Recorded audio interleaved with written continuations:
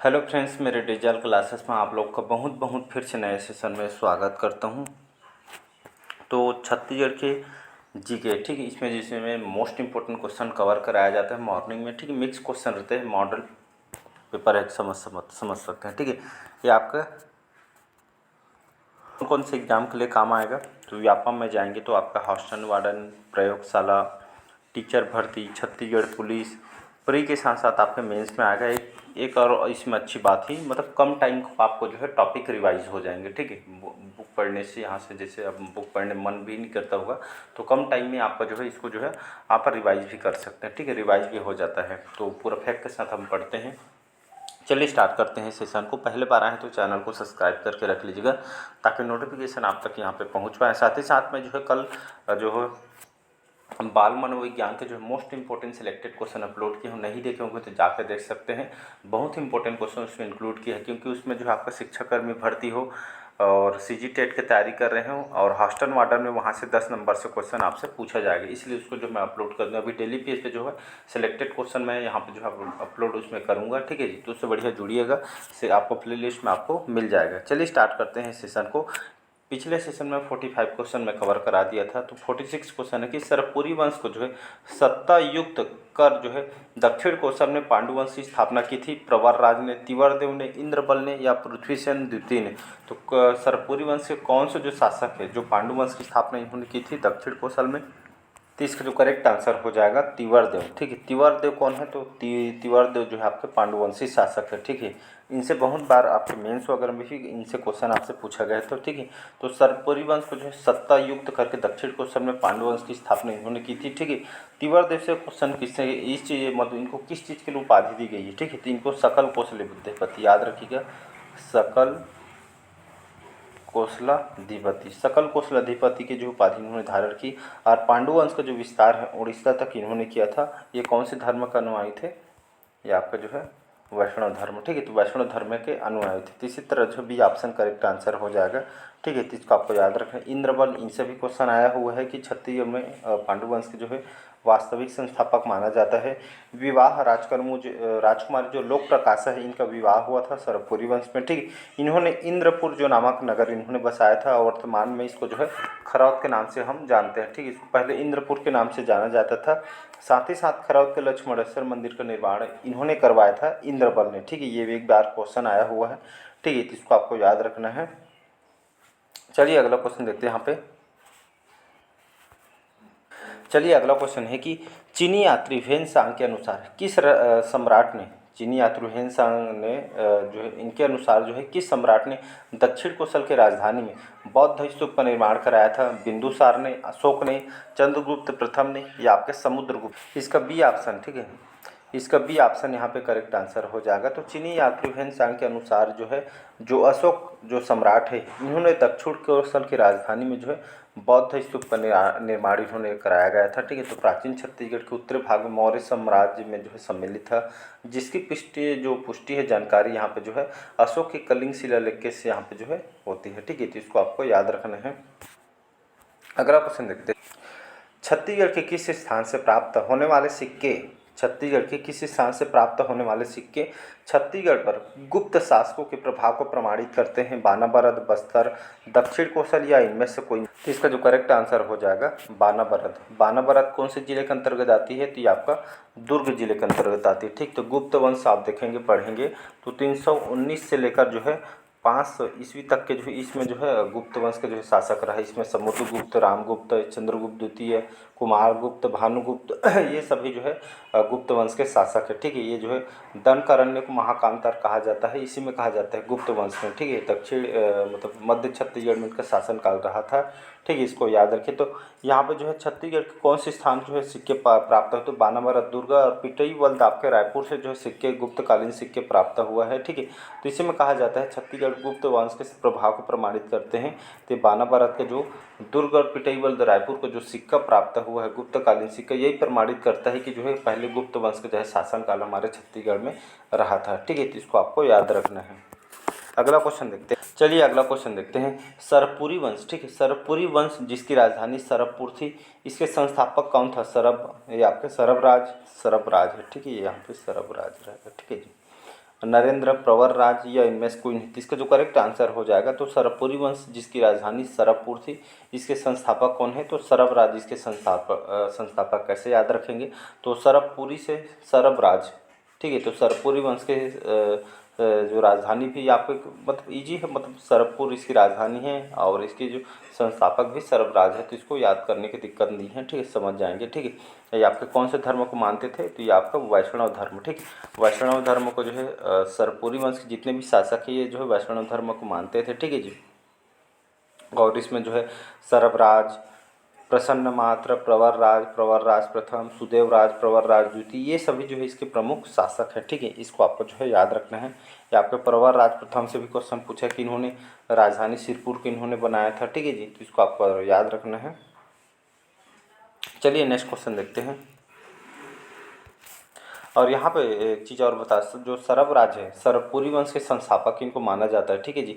साथ ही साथ जानकारी भानुगुप्त के जो एरड़ अभिलेख है यहाँ से इसकी जानकारी प्राप्त होती है, ठीक है जी, जिसको आपको याद। चलिए अगला क्वेश्चन है कि किस क्षेत्रीय राजवंश के शासनकाल में छत्तीसगढ़ में मंदिरों का निर्माण माना जाता है? सरबपुरी वंश, पांडु वंश, कलचुरी वंश या छिंदक नागवंश? तो इसका जो करेक्ट आंसर हो जाएगा सरबपुरी वंश। तो एक क्षेत्रीय राजवंश थे सरबपुरी वंश, अभी बताया, लगभग 5वीं से 6वीं शताब्दी तक यहाँ पे जो है शासनकाल रहा था, ठीक। तो इसी शासनकाल, इन्हीं के शासनकाल में सरबपुरी वंश के शासनकाल में छत्तीसगढ़ में मंदिरों का निर्माण हुआ था, ठीक है। जिसमें आपका जो बड़े बड़े जो मंदिर है आपका सिरपुर का मंदिर हो गया, मल्हार शहर वगैरह, यहाँ पे जो मंदिर वगैरह बने हैं सब सरबपुरी वंश में यहाँ पे जो है बना हुआ है, ठीक है। तो बहुत सारे जो जितने भी नगर वगैरह जो मंदिर वगैरह टेम्पल वगैरह बने हैं ये सभी जो है सरबपुरी वंश में सबसे ज़्यादा काम हुआ है। चलिए अगला क्वेश्चन है, अमरकंटक के आसपास के क्षेत्र पर किस वंश के शासक के राज्य करने के विषय में शरद बल के बहमनी ताम्रपत्र से जानकारी मिलती है? वाकटक वंश, पांडव वंश या इसको पांडु वंश भी बोलते हैं, ठीक है, चोल वंश या सातवाहन वंश? इसका बी ऑप्शन हो जाएगा यहाँ पे करेक्ट, पांडु वंश, ठीक है जी। तो अमरकंटक के आसपास के क्षेत्र पर जो है किस वंश के, तो ये आपके पांडव वंश राज्य करने के विषय के जो है सरबत की बहमनी ताम्रपत्र से जानकारी यहाँ पे मिलती है, ठीक है। पांडु वंश अगर जाएंगे, पांडु वंश की बात करूँ, पांडु वंश लगभग 6वीं से 8वीं शताब्दी तक यहाँ पे जो शासनकाल रहा। इंद्रबल ने सरबपुरी वंश को समाप्त कर जो छत्तीसगढ़ में पांडु वंश की स्थापना की, ठीक है, जिसमें अलग अलग शाखाएँ थे। अगला क्वेश्चन देखते, चलिए अगला क्वेश्चन देखते हैं हम। एक इसके बाद जो है 52 क्वेश्चन है कि विक्रमादित्य को किस वंश के राजा माना जाता है? आपका CGPSC 2015 के पेपर में आया हुआ है, देख सकते हैं।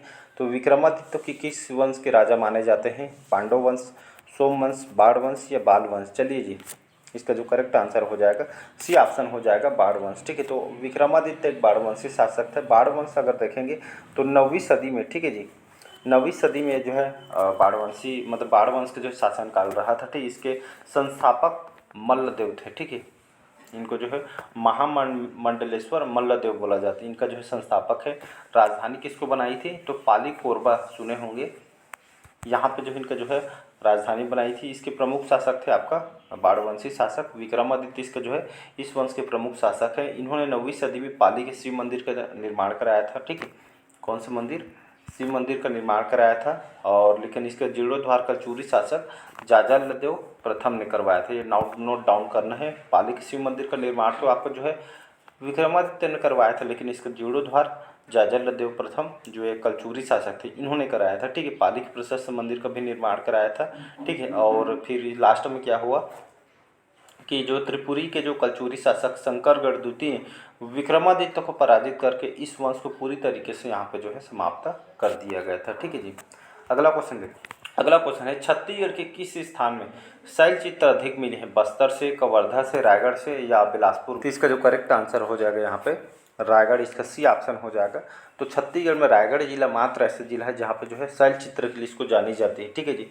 आप जाएंगे यहाँ पे जो है सिंगनपुर की गुफा, यहाँ पे 1 मिनट का, सिंगनपुर की गुफा है, ठीक है। सिंगनपुर के आपका जो है कबरापाड़ की गुफा हो जाएगा, बोतल्दा की गुफा हो जाएगा, ये आपका बसनाझार, टिपाखोल, ओना, बेनीपाट, ये सभी जो है आपका जो है शैल चित्र के लिए इसको जो है जानी जाती है, ठीक है। तो इसको आपको याद रखना है। अगला क्वेश्चन देखते हैं। चलिए अगला क्वेश्चन है कि छत्तीसगढ़ में कलचुरी वंश के संस्थापक कौन था? कोकलदेव, कलिंगराज, कमलराज या रत्नदेव प्रथम?